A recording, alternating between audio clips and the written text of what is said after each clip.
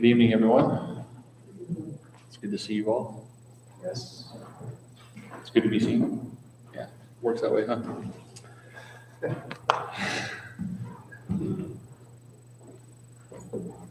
So I had what they call a power nap this afternoon. And within that power nap, that's like somewhere between like 10 and 15 minutes, right? So in that power nap, I had a power nightmare that I haven't quite gotten over. The power nightmare is that I got up and started teaching a lesson, and someone interrupted me and said that I just taught that the last time I was here. That's what preachers like dream about and like have nightmares about, is that we get up and we teach the same lesson a week after we just taught it, and like we've lost our minds in between those two, and just didn't realize. Every teacher's a little bit nervous that they've lost their mind at any given time, right? And that they're going to be on full display in front of their teaching. So I'm pretty sure I haven't, but it's such a familiar text I'm going to talk about tonight. I think that might have been why I was thinking it. It's a text that we're all very, very familiar with. So New Testament's 1 Corinthians chapter 13. So if you don't know chapter 13, then you're just not a Christian. That's just it, right? I'm just kidding. That's not true. But 1 Corinthians 13, very, very familiar text. I want to unpack this text a little bit, and actually I'm hoping that if I'm invited back, that this will serve as a foundation for a couple lessons that I'll teach on this particular text. But we're going to do kind of the 10,000 foot kind of pass over 1 Corinthians 13 tonight. And I'm really going to only deal with, and if I have a chance to talk more on this text, I'm only going to deal with the first 8 verses of the text. I don't necessarily, in this particular series of lessons, deal with the passing of gifts and things like that, although that's a very important piece of text and something that we all should know and be prepared to talk about, especially with people that maybe have differing understandings of spiritual gifts and things of that nature. But that's not the nature of this particular series. This particular series is one that really centers around the topic of love, which I can't think of a better text for the topic of love than 1 Corinthians 13, the text that we frequently refer to as the love chapter. So there we go. So I'm going to read a little bit of text here. Actually, I'm going to read all of the text, and I'm just going to kind of unpack this a little bit with some context and then some observations, and we'll be done. That's how we're going to do it. So 1 Corinthians 13, starting in verse 1. If I speak with the tongues of men and of angels, but do not have love, I have become a noisy gong or a clanging cymbal. If I have the gift of prophecy and know all the mysteries and all knowledge, and have all faith so as to remove mountains, but do not have love, I am nothing. And if I give all of my possessions to feed the poor, and if I surrender my body to be burned, but I do not have love, it profits me nothing. Love is patient. Love is kind and is not jealous. Love does not brag. It is not arrogant. Does not act unbecomingly. It does not seek its own. Is not provoked. Does not take into account a wrong suffered. Does not rejoice in unrighteousness, but rejoices in the truth. Bears all things, believes all things, hopes all things, endures all things. Love never fails. All right, so that's the love part of the love chapter, 1 Corinthians 13. And I don't really want to start this conversation by talking about the text properly. I want to zoom out a little bit and talk a little bit just for a minute about this group of people that this was written to. And the reason I want to do that is because a lot of times when this text is talked about, it's talked about in such a way and in context that are usually somewhat emotional in nature, and I would even venture to say are kind of in the category of warm and fuzzy, right? We kind of talk about 1 Corinthians 13, things like weddings, and when people get up and they read the text that I just read, especially verses 4 through 8. People, they kind of swoon. They can't help themselves. They just love 1 Corinthians 13, 4 through 8. And it just makes you feel good. It's an inspiring piece of text, right? I want to suggest something that I think you probably already know, but for some consideration for a few seconds here as we start this, that would have not been the emotion that people would have experienced the first time 1 Corinthians 13 was read out loud. The first time 1 Corinthians 13 was read out loud, instead of it sounding warm and fuzzy, kind of like a warm blanket of encouragement, it would have sounded like a sledgehammer of indictment. 1 Corinthians 13 was not meant to be a passage that made you feel good. As a matter of fact, I'm pretty convinced that 1 Corinthians 13, Paul's intent, the Holy Spirit's intent in 1 Corinthians 13, was to make the hearers that heard it for the first time feel very bad, to be convicted that this is what they should be, but in fact, they were the exact opposite. This was not written to a loving group of people. This was written to a talented group of people. This was written to a wealthy group of people. I think the argument, and we'll continue to kind of unpack this, this was written to probably a group of people, contrary to popular belief about the Corinthians, a group of people who would have appeared to be morally upright. I know we generally don't get that feeling from 1 Corinthians, that the Corinthian Christians were morally upright. But I want to point some things out in this text that seem to indicate that they were. And point back in the book, when Paul gave that long list of sins, those horrible sins, right, that have a great arc to them, and we often point out, have things like being dishonest in the same list as being homosexual, and that's kind of what we walk away from with that list oftentimes. But what Paul really wanted to remind them is that that's who they were. Past tense. That's who they were. They weren't those people any longer. So I think sometimes we look at the Corinthian Christians as kind of this group of dum-dums, right? That can't get out of their own way. They're almost the comic relief of the New Testament. These people that just don't make the right decisions. They're always getting in trouble. Paul's always writing letters to them. He's talking about coming and visiting them, and not in a pleasant way. They're just kind of these messed up people. But I would suggest that if we walked into the Corinthian church, in spite of all the chaos that probably was going on in that group, if we spent any time in Corinth, we probably would have encountered a group of people that we, modern people, would be shocked by, as far as how successful they were, how talented they were, probably how wealthy they were, and how, again, morally upright they seem to be. This city, Corinth, at the time that Paul writes, is probably at the most 50 years old. It was a brand new city.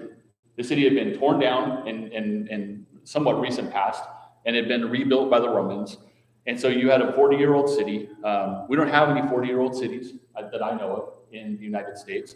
But if you can imagine, a 40-year-old city is a brand new city. I mean, everything's going to be nice and sparkly and new and beautiful. The latest of technologies is going to exist there, right? Probably the best of the buildings and the highest of the high-rises and all of that stuff would have been present in Corinth. It was new and sparkly and exciting. It would have been an exciting place to be. Probably the most, I think oftentimes we want to relate Corinth to places like New York. It probably was in a lot of ways like New York, but it probably had the newness and the excitement of a place like Las Vegas, right? Where the buildings would have been extravagant and everything would have been extravagant. And you would have driven your chariot down the road and thought, wow, look at this. This is just, I can't even believe that humans are able to make these things and do these things. And you would have just been impressed to be in Corinth. Now, when you have cities like that, generally throughout history, not just in modern times, but throughout history, it attracts certain kinds of people.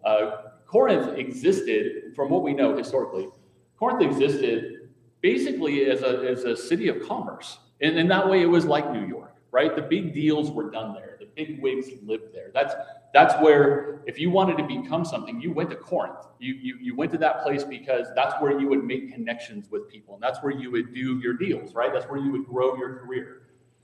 So cities like that tend to attract, they kind of have a gravitational pull for people that are usually highly educated, people that are extraordinarily talented. Out of all of the villages and the towns in the empire, Corinth would have attracted the best of the best in each of those places. This was not a city that was full of dupes, of goofballs. These were probably people that were very serious about making it in life. And so, again, when we think about the church in Corinth, oftentimes we look at it strictly through the lens of some things that we observe in the letters that Paul wrote. So we kind of exclude the historical realities of what Corinth was and what it would have taken to be there. And I think, I'll just be honest, I think sometimes we only get about 60% of the observations that we should make, even from the letters. So when you take a kind of a whole look, you probably have a very young, very vibrant, very energetic, very talented, again, probably very somewhat successful group of people that are comprising this church in Corinth. Another interesting thing about this too is if you have a city that's, in ancient times, if you have a city that's 40, 50 years old, you don't have a very large population of elderly people. You just don't. Because cities, generally, the way that they were set up is they were generational, right? You had people that were there that had always been there, and they had kids, and they had always been there, and they had kids, and they were staying there, right? And so if you have a city that's 40, 50 years old, you're probably not going to have a lot of elderly people. So again, you're probably looking at a young church. Now, I think if you think about that, the book of 1 Corinthians starts to make a little bit more sense, right? If this is who this people is, if we're assessing this accurately, some of the things that Paul says in this letter, as far as their maturity and how they assess themselves, how they're seeing themselves, it makes a little bit more sense. And it also begins to make a little bit more sense why they're struggling with the things that they're struggling with, right? And especially here in this piece of text, starting in chapter 11, 12, 13, and 14, when Paul's talking about gifts, how they have received those gifts, how they're viewing those gifts, how they're using those gifts to their own benefit, to their own advantage, trying to grow their own name, trying to grow their own prominence within this group of people. They're just simply, I think, an easy way of understanding this group is they're simply a product of their culture. They are Corinthians, right? That's who they are. Just like you and I are people from San Diego. However you say that, San Diegans, I guess. San Diegans. We're San Diegans. Most of us that have lived here for a long time, we're a product of our culture. We don't want to believe that's true. We want to believe that we're independent, strong-minded, and we're not going to be influenced by a culture. But that's not how it actually works, right? We're all influenced by our surroundings. We're all influenced by the culture in which we live. All of us. That's true here. That's true in the South. It's true in the Far East, right? Far East of the United States is what I'm talking about, East Coast. I'm not talking about the far East, although that's true too. That we all grow up and live in our cultures that we live in, and those cultures, they affect us. And so when you think about this chapter and how it breaks down, at least the piece of the chapter that we read, what you have in the first 3 verses is really, I think, Paul describing the talents that these people possess. And we're going to unpack that a little bit more. But I think what Paul's doing is when he's saying, if you have this and you have this and you have this, but you don't have love, I don't think that's all arbitrary. I believe what Paul's doing is he's saying, this is what you actually have. You actually are these things, but you're not loving. And so that's a problem, right? And then in the second part of the reading, verses 4 through 8, he exposes really the character that they lacked. Here's the gifts that you have, and here's the character that you don't have. And I think that's how the text plays out. And again, if you look at all the things that Paul has talked to these people about up until this point, man, chapter 13 just makes sense in that light. Everything that Paul says that they weren't is not new in the letter. You're not going to find anything new in chapter 13. When he says, love is this, love is this, love is this, and essentially he's saying, you're not. You're not this, you're not this, you're not this. There's nothing new there from what he's already said in the first 11 chapters of this book, 12 chapters of this book.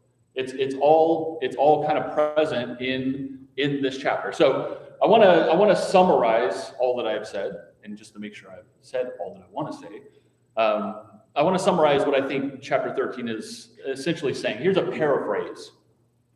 I think what Paul is saying to these people is, you have a distorted view of yourself. Now that, again, that's nothing new. That's what Paul has said that many times in this book already. He who thinks he stands, take heed, lest he fall. That's 1 Corinthians, right? He who thinks he is wise, think again. also from the earlier parts of 1 Corinthians. Paul is dealing with a group of people that they are a lot of things, but one of the things that they maybe are the most is they are kind of delusional about themselves. They have a distorted self-view of who they actually are. And I think Paul is saying you have this distorted self-view, and because of that, because of your distorted self-view, you have a distorted understanding of what you possess. That's the gifts piece. You've been gifted. You're extraordinarily talented.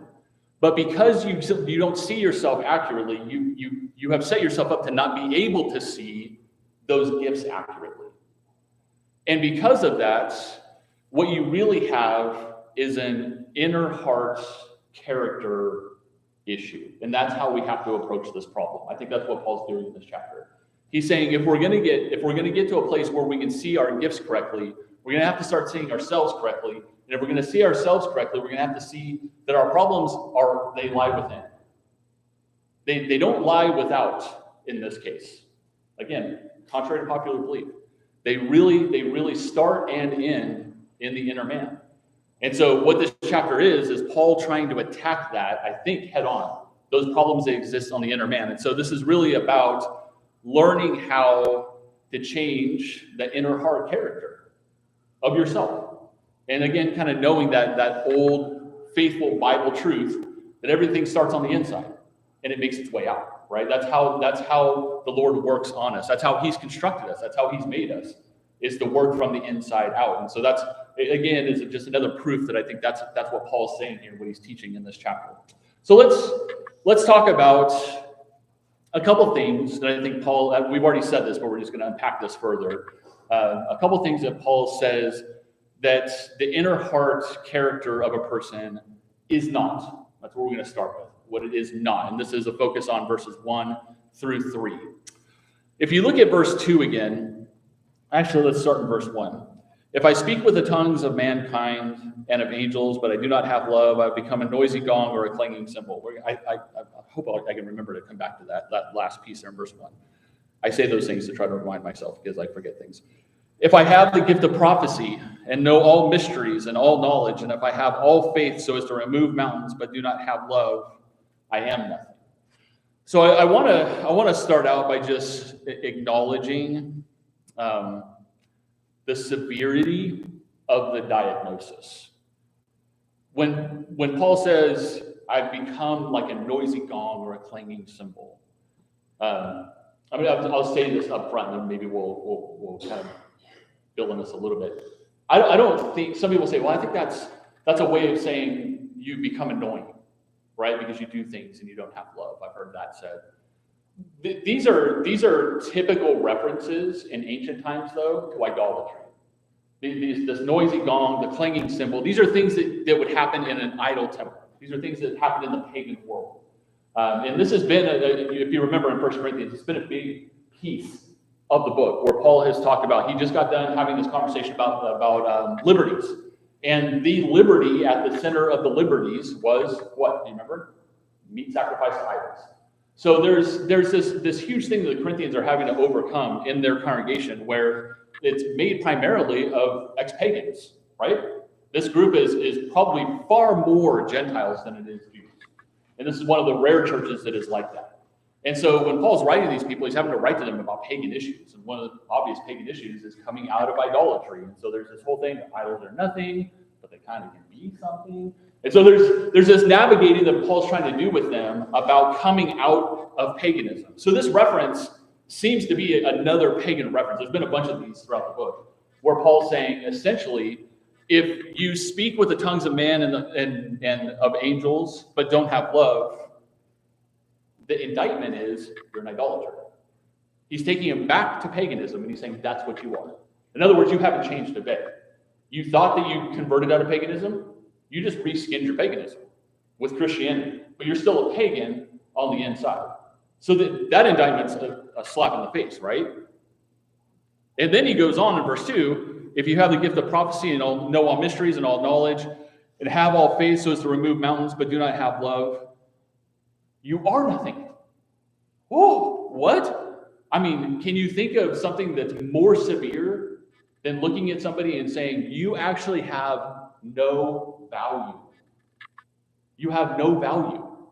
Now, there's not a harder thing for a human to hear, because I think there's something inherent in all of us that is searching for value, that believes that we have value, right? God's put that in us, that we have an intrinsic value. Now, when you're lost and you're searching through sin, you're trying to find all different ways to prove that value, right, through your sinfulness. But when you become a Christian, you begin to realize, well, I am intrinsically valued, like God, and that value is proven ultimately on the cross. I can look at the cross and see that I am intrinsically valued because Jesus died for me. So no one can ever tell me I'm not valuable, and I can't ever go about my life acting like I'm not valuable. I am. I'm very valuable. I'm more valuable than I ever believed I was, right? And that's proven in Jesus Christ. So Paul says, though, if you think you're living a certain way and you're not doing it out of love, you're kind of lying to yourself about your value now. You've kind of made yourself valueless. You've made yourself, in a sense, maybe not intrinsically worthless, but you've made yourself worthless to God because he can't use you. If you're doing all these things, you're not doing it out of love, he can't use that, really. Not ultimately the way that he wants to. But think about some of these things that he says in verse 2. He talks about faith that moves mountains, prophecies and mysteries and tongues, right?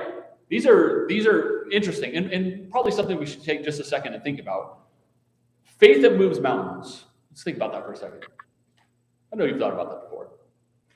Where does that first appear in the New Testament? Oh, you guys are good.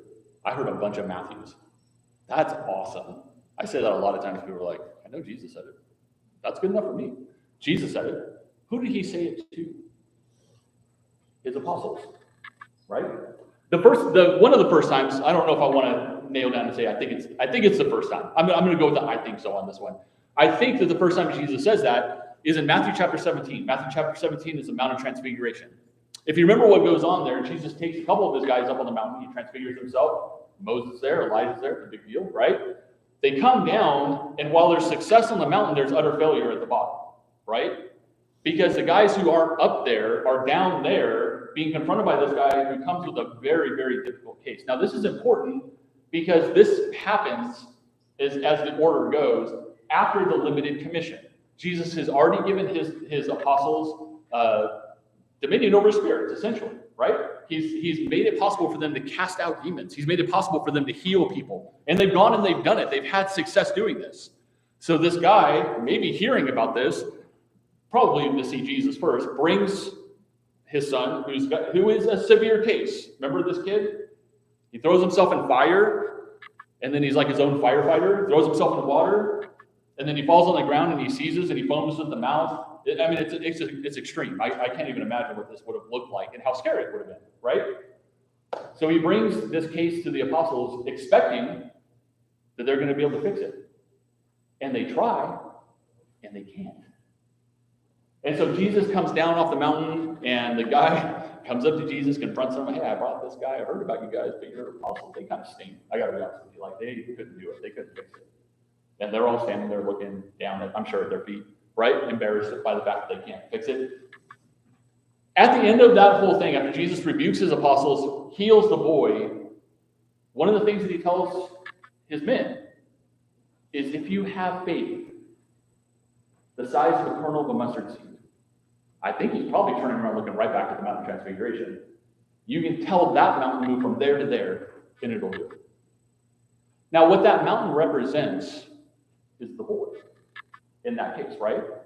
The mountain represents the difficulty that boy represented, the difficult cases, the big ones, the monumental ones. In our day and age, it would be, I think, probably people with addiction, people that are really have got something dug deep into them, that everybody in their life is looking at them and saying, nobody can help that person. That person can't help. Everybody's trying, and nobody can do it. And Jesus says, if you have faith like a mustard seed, you can come into somebody's life like that. And you can say, move from there to there. And that faith will move that person. What Jesus is talking about there is the influential power of leadership in another person's life. And seemingly, Paul had learned that lesson from Jesus. And then Paul had passed that lesson on to these people Because I don't think he's bringing up something new that they're not going to understand. I think what he's trying to tell them is, if you want to enter into people's lives and you want to be influential, which the indicator then is that's what they're already doing to a certain degree. If you really want to enter into somebody's life and you want to have the kind of faith that says, okay, you've got a problem that's big, too big for anybody to handle, but the Lord can handle it. And by faith, we're going to help you get from here to there, and then get from here to there. Now, he doesn't say if you're trying to. He says if you haven't. So these people have been engaged in people's lives in Corinth. You can just imagine the kind of addictions that would come out of paganism, right? Sex addictions, chemical addictions, all sorts of addictions. The people in Corinth evidently had been helping these people in their city get out of these places from death to life. And Paul's turning this around on them now and saying, look, if you think that you can do that and not have love and have it be okay, you're wrong. You're wrong. And if you think that you're something because you're helping those people, if you're doing it without love, you're actually nothing. You're actually nothing. You've built your identity on a falsehood because what you're doing is not real. He talks about prophecies and mysteries. Prophecy obviously is probably closest to what we would say is preaching, but the mystery piece is always great because someone who can reveal mysteries is a really good preacher. Like there's preachers and the kind of preachers that can take a piece of text that when you read it, we all know what those texts are. You read it, you're like, yeah, I've been a Christian for a long time. I don't know what that means because that's weird. Like what God said there is weird. I don't understand it. Why did God say that? And why did he say it that way? We all have those texts. Let's not act like it's not happening. That's happening, right? You look at those texts and you're like, I don't, and then someone comes in, they're like, all right, we're going to talk about this text. And you're like, all right, let's hear it. Because I'm telling you what, I don't get that text. And they start talking and you're like, whoa, what?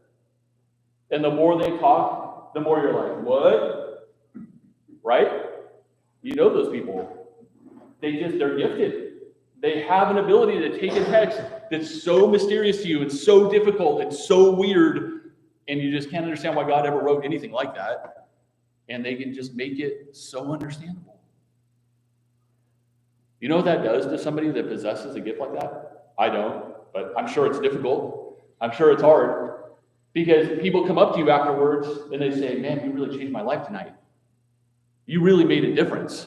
I've really been struggling with that. And now you said something that moved the needle in an area of my life where that needle hadn't been moved in a long time.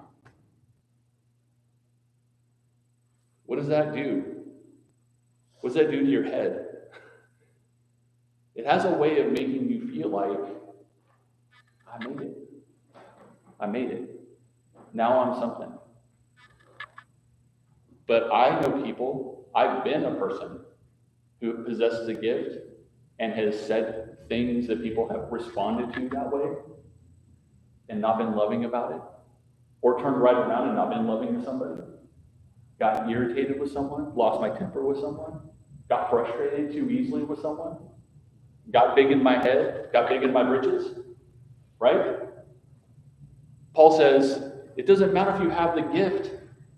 If you don't have love, then it doesn't mean anything. So the point is, inner heart character is not talent. But the reason we have to say that is because so frequently we confuse talent for transformation, right? We think because we possess talent, we are what we are exercising.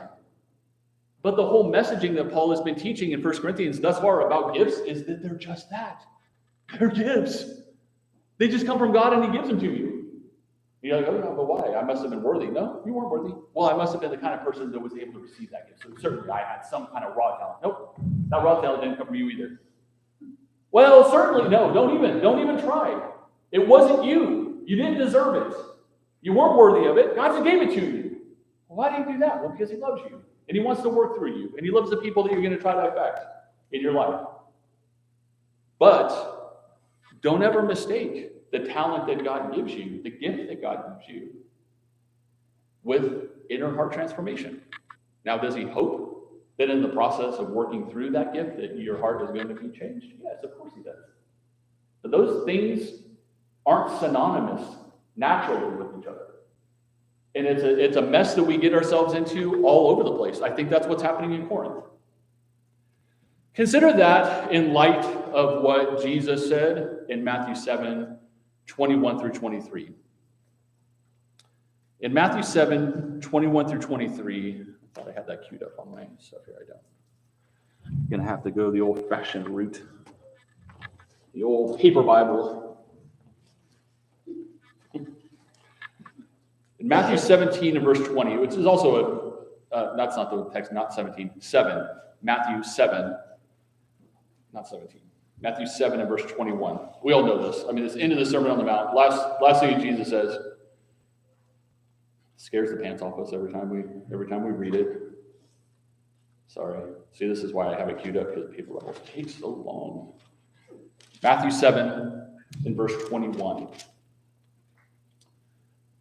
Not everyone who says to me, Lord, Lord, will enter the kingdom of heaven, but the one who does the will of my Father who is in heaven.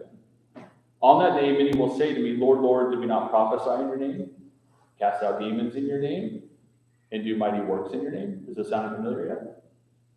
This is all the same stuff that Paul's talking to the Corinthians about, right? Mighty works, casting out demons, all of that. Did we not prophesy? Did we not cast out demons? Did we not do mighty works? And then I will declare to them, I never knew you. Depart from me, you workers of lawlessness. Something I didn't put together, I've always struggled with this passage on some level, at some point within the statement that Jesus makes there. It's a multifaceted statement, and I kind of struggle with it. I have struggled with it. But one of the things that just was so easy that I passed over in that text for so long is all the things that these people are doing. I believe when you put passages together, these people had to be baptized believers, right? Jesus is kind of looking forward. When you look at Acts 8, for example, the people in Samaria that are baptized can't be given gifts of the Holy Spirit until the apostles come down and lay their hands on them, and then they start getting these miraculous gifts of the Holy Spirit, right? Same thing that happened in Corinth. There had to be an apostle to lay their hands on these people so they would get these miraculous gifts that Paul's talking about in chapter 13. That's how the miraculous gifts worked, by and large. Now, there are a couple exceptions, of course, in Scripture, but the way that it seems to have worked is it had to be passed through the laying on of hands. So the people that, when we read Jesus say, depart from me, you who practice lawlessness, he is talking about baptized believers who have received gifts of the Holy Spirit, I think. I can't stand on that mountain and live and die on it, but it sure seems to make sense to me when you read it that way. So then what is the lawlessness? What is it? Because I've heard people speculate, and that's why I struggle with this. What speculation seems to fit the best? The lawlessness, I think, has to be that which is contrary to the new law, the new order that Jesus establishes at the cross. The new law, if you read the book of Romans, the new law that we live by is not the law of sin and death, which is the law of I'm going to do what God tells me to do so I can earn my way into heaven. That's a law of sin and death because you can't do it, you're going to sin, and when you sin, you deserve to die. That's why the Mosaic law doesn't work, right? But the law of Christ is the law of faith and grace and life. That I place my faith not in my righteousness, but the righteousness of God, which is Jesus Christ. And when I place my faith in that, when I put my faith in God's grace, which is Jesus, then his righteousness becomes my righteousness. But something's supposed to happen when that happens. I'm supposed to be changed on the inside from being somebody who's trying to earn their way in life, who's trying to make a name for themselves, who's trying to build an identity around his own successes, to somebody whose identity is completely enveloped in and intertwined with the successes of Jesus Christ. And from that point on, everything I do is an expression of gratitude for what he's done for me. That's the new order. It's not, I'm going to do this so that I hope I get into heaven. I'm going to do this so that I find myself worthy standing before the Lord. You'll never be worthy. You'll never be. That's what Paul's begging us to not do in Romans. The first 4 chapters is, please don't take that path. Because if you do, you can never stand before the Lord justified. You're not good enough. I'm sorry. I love you all. But you're not, and neither am I. None of us are. None of us ever have been except for one, and that's why we place our faith in his work and not our own. When the Lord looks at us, he sees his work. We're clothed in his righteousness. And everything that we do is trying to emulate that in the same pattern. The pattern of receiving gifts and giving gifts. And that's what the Corinthians are not doing. That's what they've missed. That's the breakdown. That's where the short circuit is taking place. Is they're still trying to build an identity on the things that they have, the things that they possess, and the expression of those things. Look how great I am. I've got this gift. I've got this ability. And Paul's saying, when people look at you, they shouldn't see your greatness. They should see the Lord's greatness.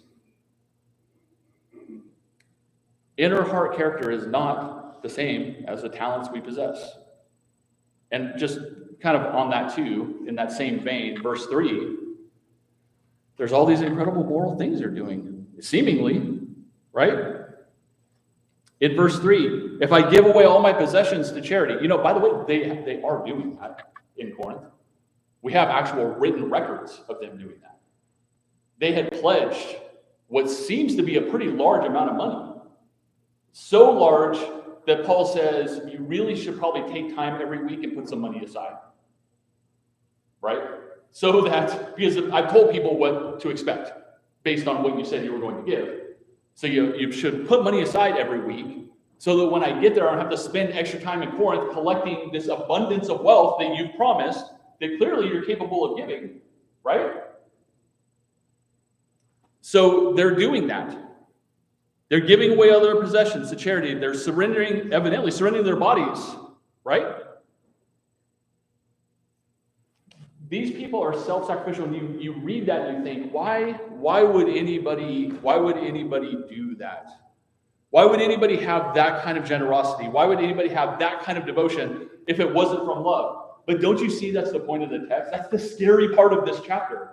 The scary part of this chapter is Paul is revealing to us what we're capable of doing. We're capable of doing extraordinary acts of goodness without actually being good. We're capable of giving it all away, even ourselves, because somewhere in us, though we know we can't say it out loud or maybe even think it this way, what drives us is, what will they say about me when? What will they say about me when? Think about the statue that I'm going to have someday, right? I've given my life to this cause. Certainly, the things that they say about me when I'm gone are going to be, and that again goes back to, you have a self-view that is distorted, and it's distorting everything about what you're doing. And humans behave like this, but there's been a lot of people throughout history. We could chronicle a lot of people who have literally given themselves to be burned for a lie. For a lie. They knew it was a lie. But they had gotten so deeply invested in this lie that they gave themselves to be burned when it came time to sacrifice themselves for it. Now, if someone will do it for a lie, how many of us would do it for the truth? But just doing it because it's true doesn't mean that we're doing it out of love. And that's the point that Paul's making. We're capable of such absurdity as humans, that we can spend our entire life giving of ourselves, sacrificing of ourselves, and have it not actually be from love. And Paul says, if it's not from love, it's nothing. It's nothing. You think that's something? It's nothing. That means that you and I could come to buildings like this every time the doors are open. We can sing the songs. We can say amen at the right times. We can give up our money. We can even be those people, if the terrible hypothetical happens, someone breaks down the door and they hold a gun to our head and say, I'm not going to say no. I am with the Lord. Boom. It's over. Lights out. If you didn't do that out of love, you did something. You can even say that you did something great, but it wasn't from love. These statements confuse us. This way of thinking about things confuses us because it seems to go against everything that we understand from Scripture as to what God expects from us. But what Paul's doing here It's something I'm telling you, I think it's something altogether different. Different than what we think, and certainly different than what we expect. He is going down to the heart level. And he's saying the same things can be done, the same great things can be done for two very different motives. For two very different motives.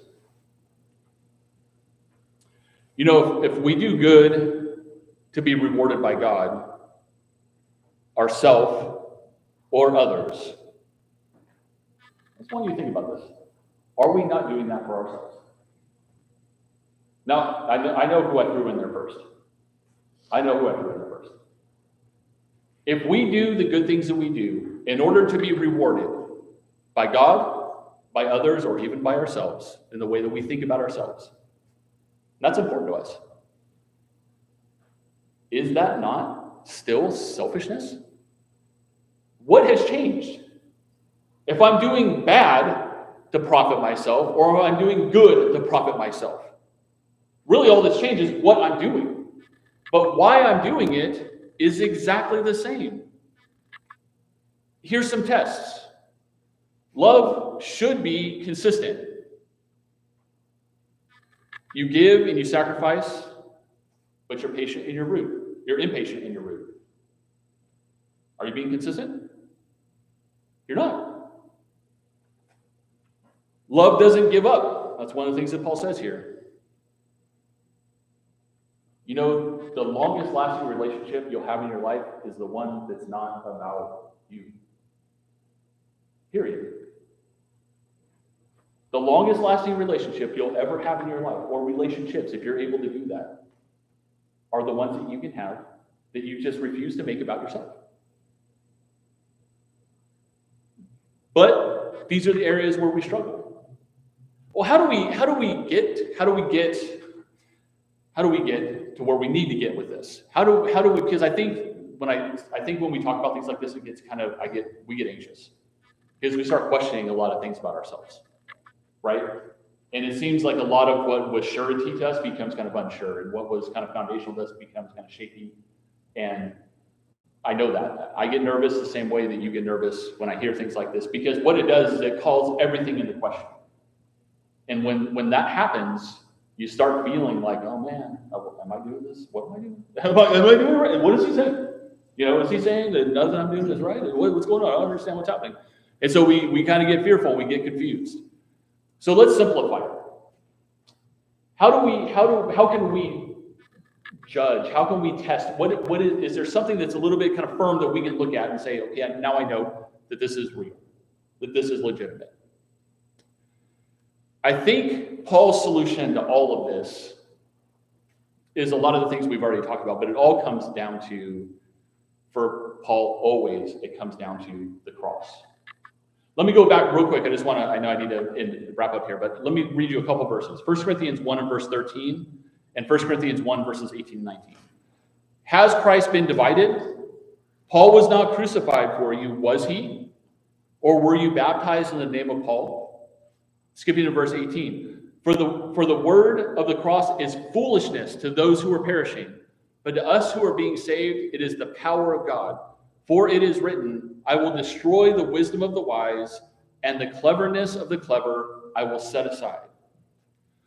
When you read 1 Corinthians 13, all of those things, love is patient, love is kind, love is not jealous, love does not brag, it is not arrogant, it does not act disgracefully, or disrespectfully.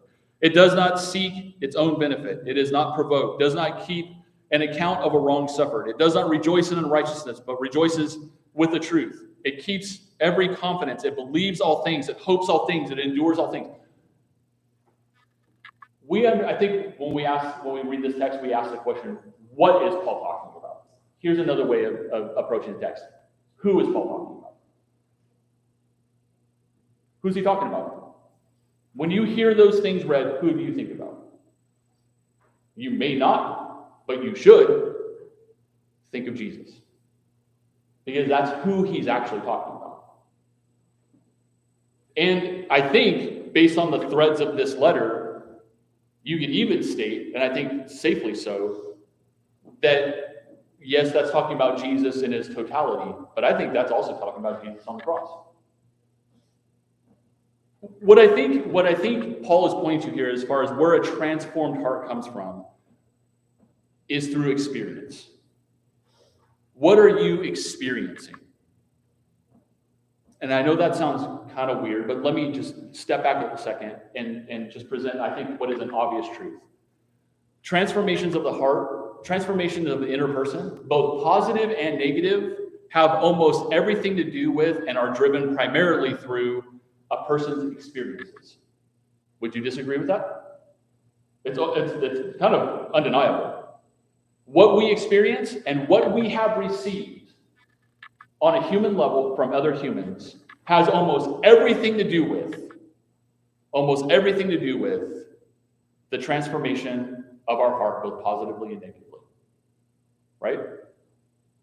You have been changed for the better if you grew up with loving parents who were sacrificial, selfless, and godly.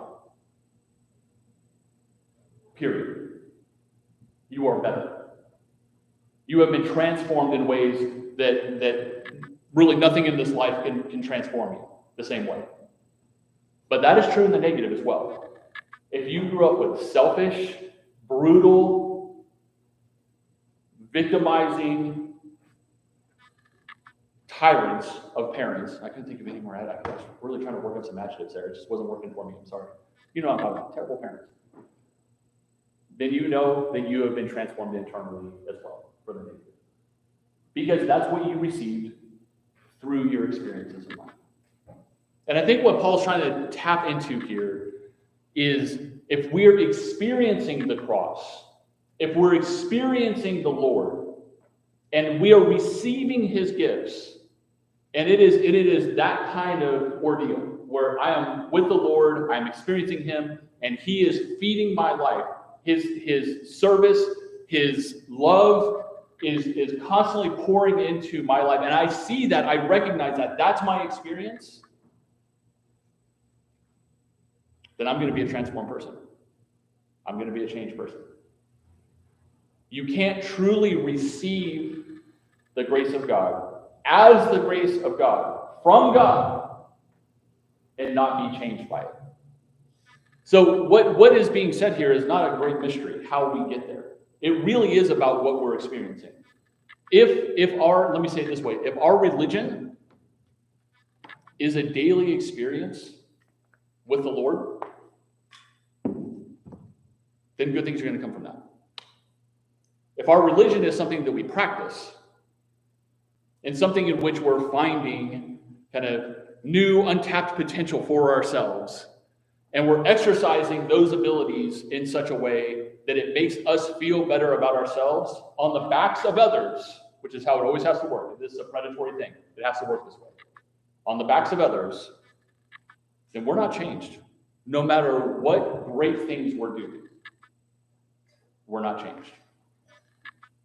So the question for the invitation, it's the same as it always is whether or not you're living a life that displays a daily experience of the cross, where your life is about looking to the Lord and trusting in the Lord and depending in the Lord, and not just for your salvation, but for life, to know how to live, to know what to do. You're going to the Lord, you're trusting in him, and not your eyes, and not your ears, and not your world, and sometimes not your family, and not your friends. But you have an identity that is based in the righteousness of Jesus Christ. And that's the way you live your life on a daily basis. You live consistently with that truth. And you're trying to every day learn how to live more consistently with it each and every day. I think the promise that's unstated in 1 Corinthians 13 is that you will become a person of love if that's the way that you live your life. You will do these things. You will be these things. You will be a patient person. Right? We'll explore those things more as we go down the road with it. But that's the challenge for us tonight. As we sing the invitation song, let's think about whether or not that's our life. Whether or not we're living the life that Jesus died for us to live. He didn't live for us to die a more moral life, although that's certainly part of it. He didn't die for us to live a more glorified life. Although that's a part of it too. He died for us to die. That's what he calls us to come to him and die. And if we're not living that life, then we're not living the life that he died for us to live. So let's think about that as we sing the invitation song. If there's any way we can help you to be more like Jesus, let us know how we can support you, how we pray for you, how we can study with you, counsel with you. We'll do anything that we can to help you be the person Jesus died for you to be. Let us know what your needs are. Together we stand and sing the invitation song.